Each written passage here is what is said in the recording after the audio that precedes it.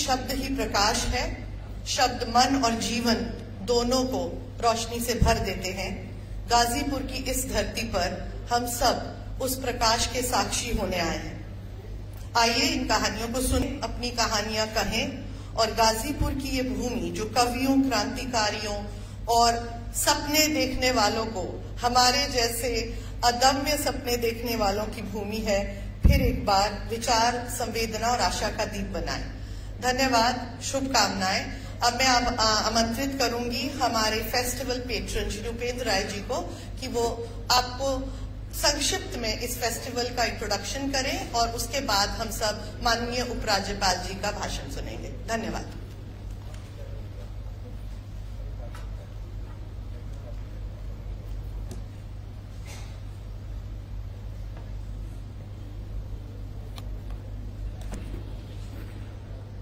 मंच पर बैठे परम आदरणीय हम सबके श्रद्धेय, और मैंने आपका परिचय अपने पुत्र से कराया कि जब आपने पहली बार 89 में चुनाव लड़ने की घोषणा की थी तो मैं लगभग इसी वय, इसी आयु का था।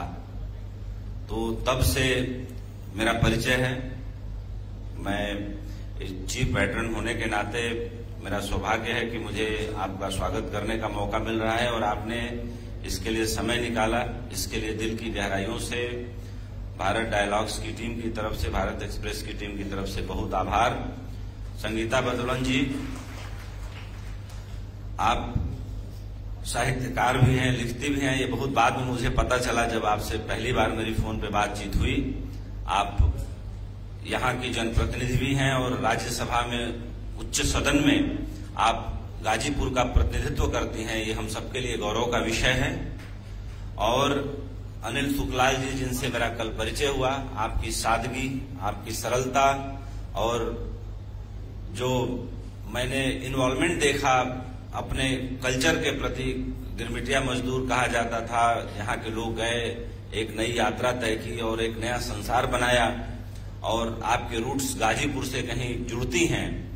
सो हम लोगों के लिए बहुत ये गर्व का विषय है कि आप हमारे बीच हैं। Very warm welcome for you mister Sukhlal, and you belongs to this area, this Purvanchal. It's a matter of pride for us. मुझे पूजा ने कहा है कि मैं अपनी बात थोड़े शब्दों में रखूं, तो जरूर साहित्य के बारे में बातचीत हो और भारत के नक्शे में गाजीपुर का नाम न लिया जाए, ऐसा हो नहीं सकता। गाजीपुर ने स्वामी सहजानंद सरस्वती से लेकर, स्वामी विवेकानंद से लेकर, पौहारी बाबा से लेकर, कुबेरनाथ राय से लेकर, डॉक्टर विवेकी राय से लेकर, डॉक्टर पीएन सिंह से लेकर, कह सकते हैं कि इस देश में विचार की जो धारा पनपी, हर वक्त में, हर समय में, वो राइट विंग हो या लेफ्ट विंग हो, गाजीपुर का एक बड़ा विशेष स्थान रहा। और जैसे साहित्य के बारे में बातचीत होती है तो एक बात ये भी करनी चाहिए कि जैसे कई बार बहुत पढ़े लिखे लोग बहुत बड़ी बात करेंगे, ऐसा उम्मीद की जाती है, जबकि इस धरती पर बहुत बड़ी बड़ी बात बिना पढ़े लिखे लोग कर गए। मैं उदाहरण कबीर का देना चाहूंगा कि कबीर ने कहा कि पोथी पढ़ी पढ़ जुगनुआ, पंडित भया न कोय, ढाई आखर प्रेम का पढ़े सो पंडित होय।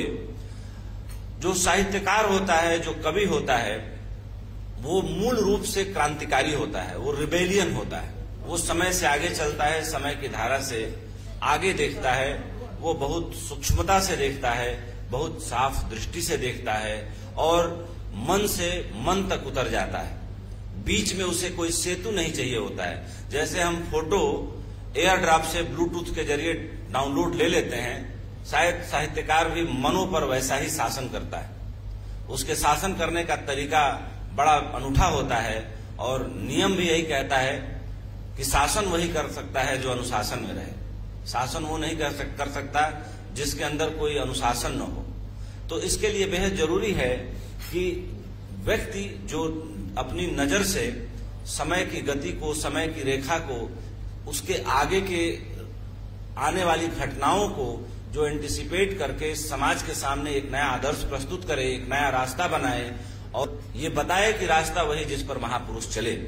तो ये वो रास्ता है साहित्य के जगत का जिसमें सूक्ष्मता इतनी गहरी है, भावों की इतनी विशालता है, शब्दों की इतनी गहराई है, पीड़ा इतनी ज्यादा है और विषमताओं को समेटे हुए समता की बात करने वाला साहित्यकार अपने को किस तरह से मिटा देता है, लेकिन समाज के दर्द को, समाज की पीड़ा को आगे रखता है, अपनी पीड़ा कभी नहीं बताता। मैंने साहित्य को कुछ इन्हीं अर्थों में, कुछ इन्हीं तरीकों से देखा है और समझा है। और जैसे गाजीपुर में चूंकि हम लोगों ने तय किया, हालांकि माननीय उपराज्यपाल महोदय ने केंद्र में मंत्री रहते हुए गाजीपुर को बहुत कुछ दिया और बहुत प्रयास किया और कई बार मैंने ये महसूस भी किया कि कोई केंद्र में मंत्री हो जाए या बड़े बड़े पदों पर पहुंच जाए, लेकिन जब तक वहां के लोगों का अंदर से, आत्मा से सहयोग और समर्थन नहीं मिलता तो मुझे लगता है कि तमाम पदों पर बैठा आदमी भी अपने को लाचार महसूस करता है। इन अर्थों में मैंने कई बार महसूस किया है कि गाजीपुर के लोगों की आत्मा जितनी आत्मावान थी, या कह सकते हैं कि गाजीपुर की आत्मा इतनी बड़ी थी कि स्वामी रामकृष्ण परमहंस जैसे व्यक्ति ने स्वामी विवेकानंद को भेजा कि अगर तुम्हें ध्यान, ज्ञान और आत्मिक ऊंचाई पानी है तो तुम्हें गाजीपुर की यात्रा करनी पड़ेगी। तो मुझे लगता है कि उस आत्मिक ऊंचाई की तरफ यात्रा करना हम थोड़ा बंद कर चुके हैं। हमें थोड़े से प्रयास की जरूरत है कि हम उस आत्मिक ऊंचाई की तरफ यात्रा करें। यही नहीं, मैं देखता हूं कि राजा गांधी की नगरी इतिहास में गाजीपुर को कहा जाता है या हम महसूस करते हैं, हम देखते हैं, गंगोत्री से लेकर के वेस्ट बंगाल तक की यात्रा लगभग मैंने की है अपने 29 साल के पत्रकारिता कैरियर में। मैं देखता हूं कि गंगा का पाट, जितना चौड़ा गंगा का पाट गाजीपुर जिले में है, शायद उतना बड़ा पाट बहुत कम जगहों पर है। लेकिन गंगा यहां से दिशा बदलती है और गंगा के पानी का जो गुण और धर्म है वो दुनिया की सारी नदियों के पानी के गुण और धर्म से बेहद अलग है। इस पर बड़ा शोध हुआ और गाजीपुर में जब गंगा अपना इतना प्रतिसाद देती है तो इसका भी कुछ कारण रहा होगा, इसके पीछे भी कोई गहरा अर्थ रहा होगा।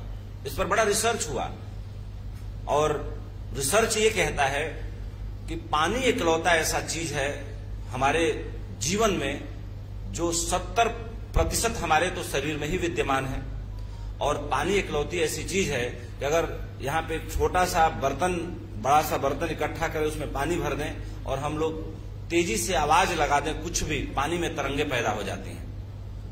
जापान के वैज्ञानिकों ने सबसे पहले खोज करके बताया कि जिस पानी को अलग अलग पानी के सैंपल लैब में इकट्ठा किए गए, जिस पानी को मंत्रोच्चार से चार्ज किया गया उस पानी का गुणधर्म बदल गया और जिस पानी पर गालियां दी गई उस पानी का गुणधर्म बदल गया।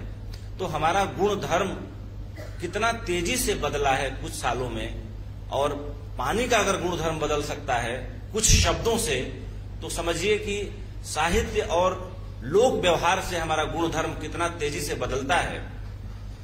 उसको समझने और जानने की जरूरत है। एक सही कथा सुनाऊंगा। प्रेम शुक्ला जी कल मेरे साथ गाजीपुर आए मेरे भाई के त्रयोदशी संस्कार में भाग लेने के लिए। एक राजनीतिक कथा सुनाई उन्होंने, मौजू है, थोड़ा हंस लेना भी चाहिए। दुख हमने बहुत मना लिया। नाम नहीं लूंगा क्योंकि पत्रकारिता में हम लोग सोर्स कभी रिवील नहीं करते, लेकिन कहानी बड़ी मजेदार है इसलिए आप लोगों को सुनाऊंगा कि बंबई में कोई, और ये जाति पात पर बहुत गहरा कुठाराघात है इसलिए इस कहानी को सुना रहा हूं, क्योंकि ये भी एक तरह का साहित्य है। एक तरफ 90s के बाद ऐसा साहित्य आ गया कि लोगों ने ऐसा गाना लिखना चालू कर दिया कि बहुत ही फूहड़ किस्म के गाने थे, जिसमें सरकाई ले खटिया जाड़ा लगे टाइप के भी गाने लिखे गए। फिर उसके बाद एक युग बदला और फिर अच्छे गाने लिखे जाने लगे। उस टाइम ये लगा कि शब्दों का बड़ा अकाल है। तो मैं कहानी पे आता हूं जो कह के मैं अपनी बात समाप्त करूंगा। तो उन्होंने बताया कि एक त्रिपाठी जी थे, उत्तर भारतीय थे, बंबई में बहुत मेहनत करके उन्होंने जगह बनाई। उनके जो बेटे हैं वो भी बंबई में अच्छे पत्रकार रहे, मैं उनको सौभाग्य से जानता भी हूं। तो उनके एक शिष्य थे, वो बड़ा संघर्ष करके उनके साथ चलते थे।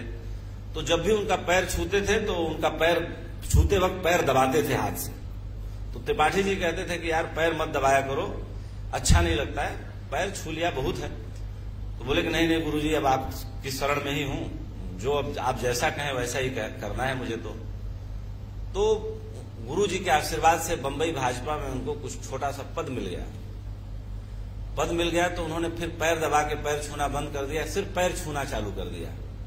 फिर उनको गुरुजी ने जब काउंसलर का चुनाव लड़वा के काउंसलर बनवा दिया, तब उन्होंने घुटने तक पैर छूना चालू किया, पैर छूना कम करके घुटने तक, पैरी पोना स्टाइल में।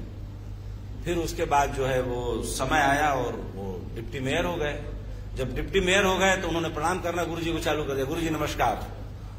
फिर उसके बाद जब वो मेयर बन गए बंबई के, समय ये भी आया, तो उनके गुरुजी ने बताया प्रेम भाई को कि प्रेम जी दुख तब लगा जब वो हाथ मिला के गुरुजी नमस्कार गाड़ी में बैठते वक्त। तो बोले कि एक ही आदमी कैसे समय के थपेड़ों से बदलता गया और कैसे पैर दबा के छूने से लेके नमस्कार तक आ गया, ये तो पॉलिटिकल सटायर है लेकिन ये रियल घटना है। मैंने कहा कि मैं नाम नहीं बताऊंगा, यानी कि आदमी कैसे बदलता है, कैसे आदमी का पद कद बदलता है, तो आदमी बदलता जाता है और फिर जो है पूरी तरह से बदल जाता है, फिर पहचानना भी बंद कर देता है। मुझे ऐसा लगता है कि साहित्य, संस्कृति, कला, भाव हमें हमेशा बदलने की प्रेरणा देते हैं, हमारे अंदर उन भावों को जिंदा करते हैं जो हमसे लड़ते हैं, हमसे कहते हैं कि नहीं बदलना मत। तो मुझे लगता है कि गाजीपुर से अगर विवेकानंद अध्यात्म का परिचय लेके गए और पूरी दुनिया में परचम लहरा दिया, उस गाजीपुर को दोबारा से जगने और इस दिशा में कुछ काम करने की बेहद जरूरत है। और इसी का ये प्रयास था कि हम गाजीपुर लिटरेचर फेस्टिवल की शुरुआत करें ताकि अपने जड़ों की तरफ लौटें, और जब ऐसे गार्जियन हो तो हमारा हौसला और बढ़ता है। हमें उम्मीद नहीं थी कि माननीय उपराज्यपाल साहब समय निकाल पाएंगे, लेकिन आपने समय निकाला, हम सबका गौरव बढ़ाया, हम सबको आशीर्वाद दिया।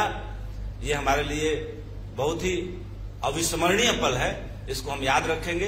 भारत डायलॉग्स की टीम, भारत एक्सप्रेस की टीम ने लग के बहुत मेहनत से काम किया है, और अगले दिन भी आप सब आइए, इस कार्यक्रम को सफल बनाइए। लंका मैदान में प्रदर्शनी है, वहां भी आप जाइए, देखिए कि कैसे हमने जो है ढेका को, ओखल को, मुसल को, तमाम ऐसी चीजों को जो हम बचपन में आखिरी पीढ़ी के लोग हैं, हमारा बच्चा तो अब नहीं जानता इन सब चीजों को, लेकिन मैं इसको गांव लेके आता हूं। सरस्वती वंदना इसने गाया, लेकिन हम कोशिश कर रहे हैं संस्कार सींचने की, जिसकी बड़ी जरूरत है। अगर हम अपनी जड़ों को भूल गए, अपने संस्कारों को भूल गए, इज्जत देने की कला भूल गए जो हमारी धरोहर है, और हम भी हाथ लहरा के लगे लोगों से मिलने, तो मुझे लगता है कि हमारी संस्कृति का, हमारे पूर्वजों के दिए संस्कार का, उनके दी गई विनम्रता का अपमान होगा। तो गाजीपुर लिटरेचर फेस्टिवल जो है उसी को रिस्टोर करने का एक प्रयास है, और इसी प्रयास को हम जारी रखेंगे। जय हिंद, जय भारत।